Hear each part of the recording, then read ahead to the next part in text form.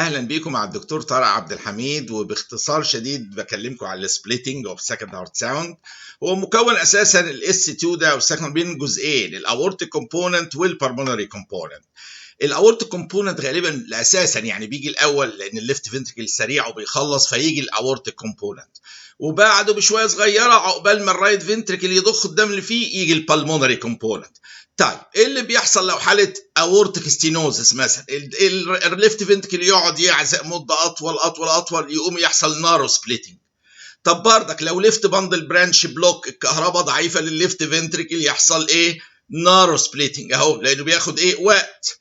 طب العكس بقى، لو بالمونري ستينوزس جامد قوي او سيفير بالمونري هايبرتيشن مع الرايت فنتريكولار فيلير، الرايت فنتركل يقعد يعزق مده طويله، يوسع السبليتنج.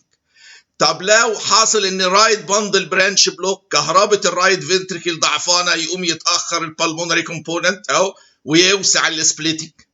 طب حته بقى ايه زياده كده، لو حصل ان الاورتيك هو نورمالي لو اخدت نفس انسبيريشن، البلمونري كومبوننت ده الدم هيروح على الرايت فنتركل، هياخد وقت اطول، يقوم يوسع السبليتنج مع الانسبيريشن.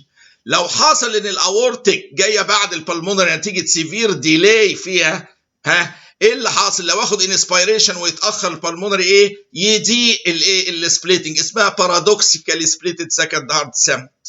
فباختصار شديد جدا الاورتيك ستينوزس يضيق السبليتنج، ليفت باندل برانش بلوك يضيق السبليتنج، البلمونري ستينوزس يوسع السبليتنج بياخد وقت اطول، رايت باندل برانش بلوك هيوسع السبليتنج. ولو حاصل اي كونديشن مأخره الاورتيك بعد البلمونري، الانسبيريشن هو بيأخر البلمونري كومبوننت، هو نورمال ايه؟ هيوسع السبليتنج، بس لو دي جت ايه؟